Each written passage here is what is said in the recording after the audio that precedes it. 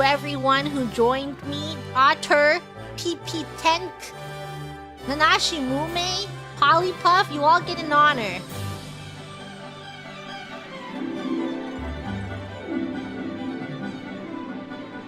This story starts back 8 months ago with the reveal of VTuber agency Hololive's new EN group, Hololive Justice. I've been pretty actively involved in the VTuber community for a few years by now, and this was like the first time the debuts happened on a Korean-friendly time zone that I wasn't busy for, so I decided to check them out. Flash forward a few months to November 18th, 2024. When I saw that one of the members, Gigi was playing League of Legends with some other people from Hololive, I was pretty curious, so I naturally clicked on the stream to see what was going on. And what I immediately saw could only be described as an act of fate as I see her playing my main champion, Bard, in the jungle. I'm gonna save her. No! She's so low! From that day on, there's been a running joke in my community that my VTuber Oshi was Gigi.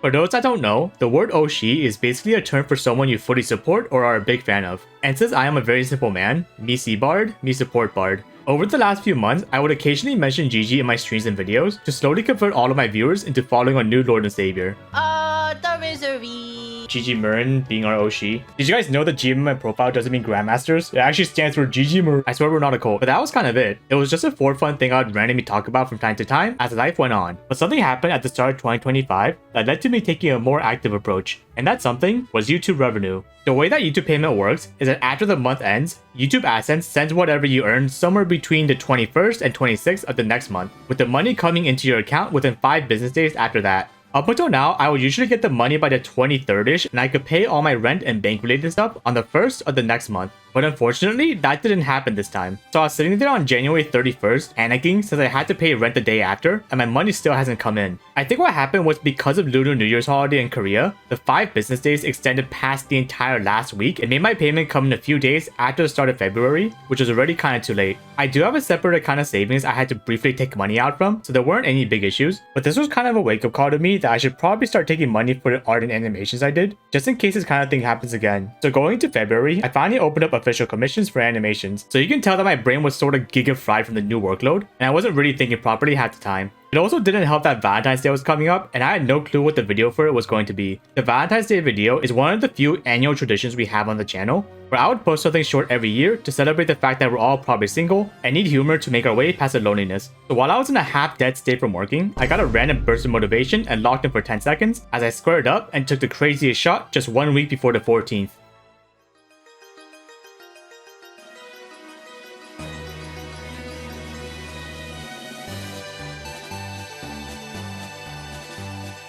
Immediately, everyone understood the assignment as my homies from around the world followed the bro code of hyping me up as I went for the 3-pointer.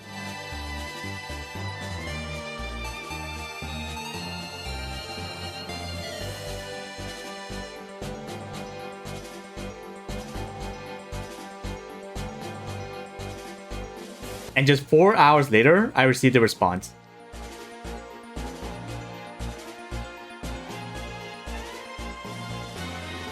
Similar to how someone looks at a message they received from their crush at 3 AM that just says LOL, I started to analyze everything about the sentence she typed, and I eventually concluded that the response was an absolute masterpiece. The amount of layers this comment had was insane. She's very clearly implying she's gonna play League of Legends, since Warriors by Imagine Dragons is a League song, but the comment can also be referring to the meme image of Curry, since he is on the Golden State Warriors team.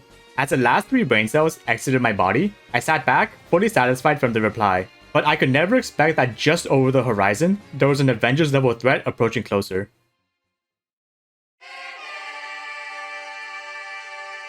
It was cooked. Just as I started to get comfortable, another woman comes out of nowhere and starts flirting with Gigi right in front of me. If you don't know who Mori Calliope is, I'll explain it in simple League terms. Imagine you're trying to hit on Keria, the current support for T1, and the first response is pretty positive. Then imagine if out of nowhere, Faker backflips into the conversation and rizzes Keria even harder, before stealing him away as I watch from afar, wondering what just happened. To make matters even worse, my homies that were hyping me up earlier all immediately turn on me and laugh at my face as I take the most generational L of the century known to mankind.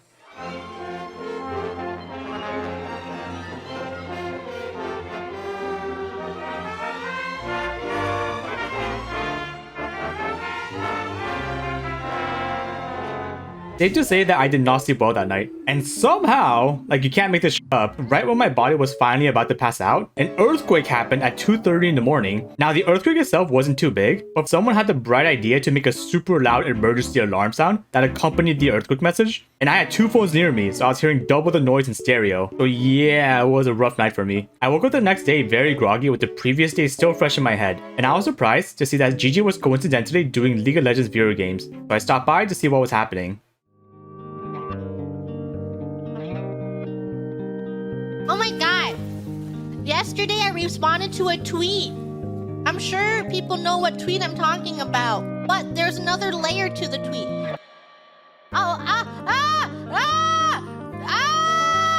Anyways, the tweet I was responding to,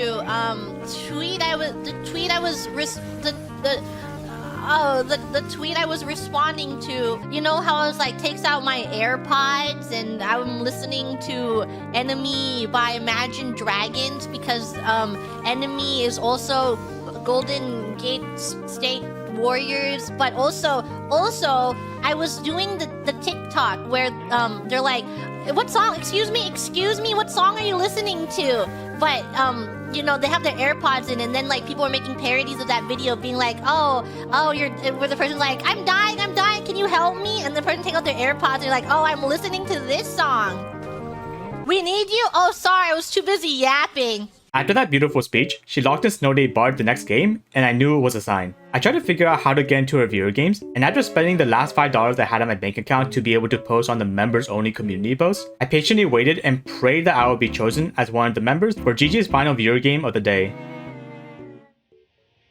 One last Swift play game. Let me get this Gremlin here. Curry, way down top. Bang! Bang! Oh, what a shot! Watch out, watch out, watch out, watch out!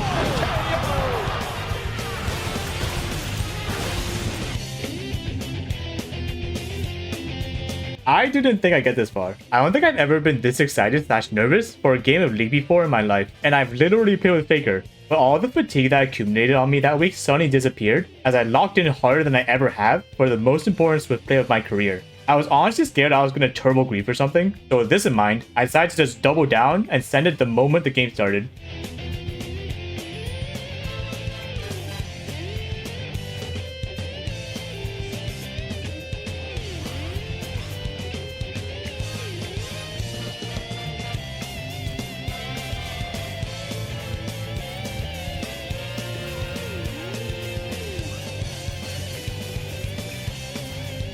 Even get an assist.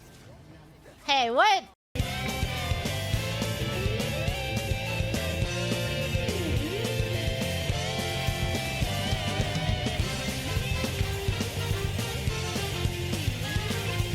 Oh, yummy! Hot cocoa. Help! Come back! Come back to my lane!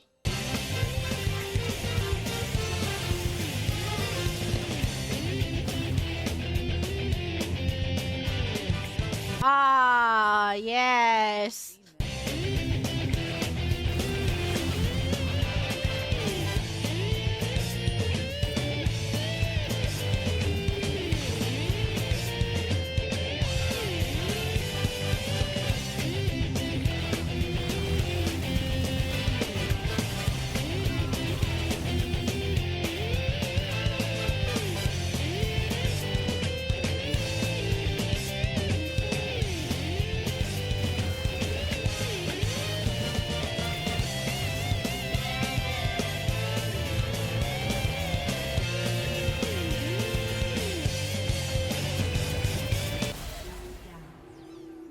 They really didn't like you. As you might have noticed by now, I was camping mid like my life depended on it. It was actually a small dilemma I had at the start of the game, and that was because of my ADC's username. Coincidentally, my misfortune's name was Nanashi Mume, another member of Hololive's EN branch.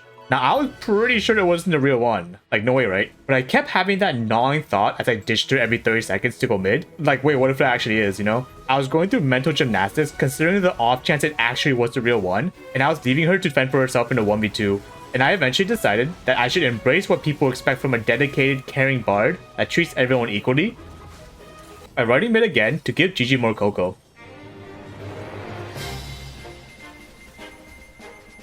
Ow!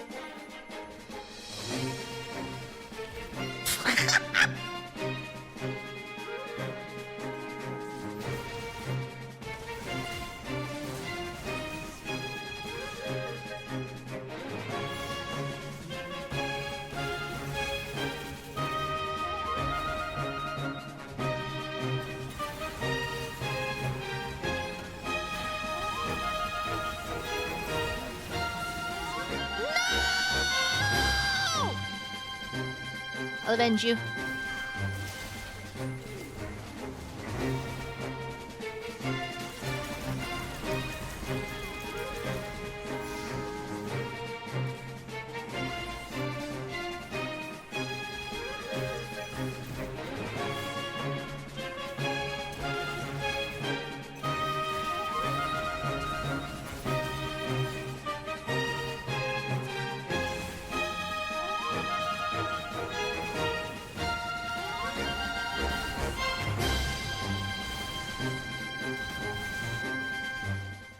Ow!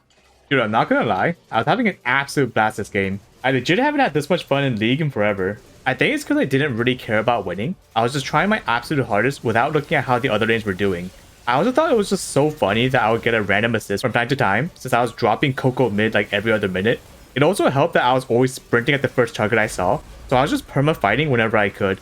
It's like imagine if John Wick was a DoorDash driver, and in between his big action scenes, he would make deliveries as a side hustle. That was basically how I was playing.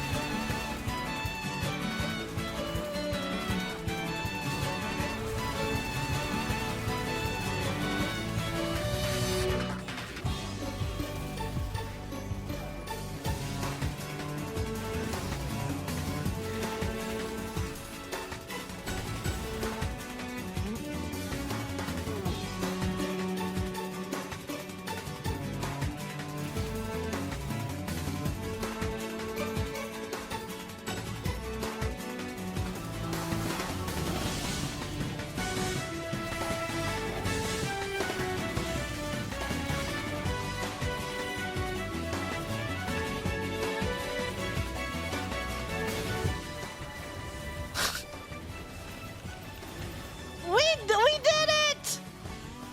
We did it! I'll keep pushing now.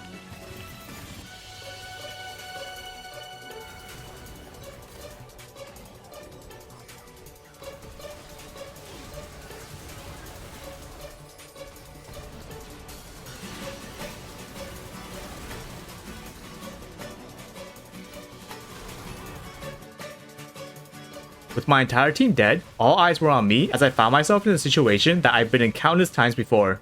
I thought back to all the steals I've done over the last few years. It's almost like everything led to this moment, where I will be able to show my oshi just how good I really was. No!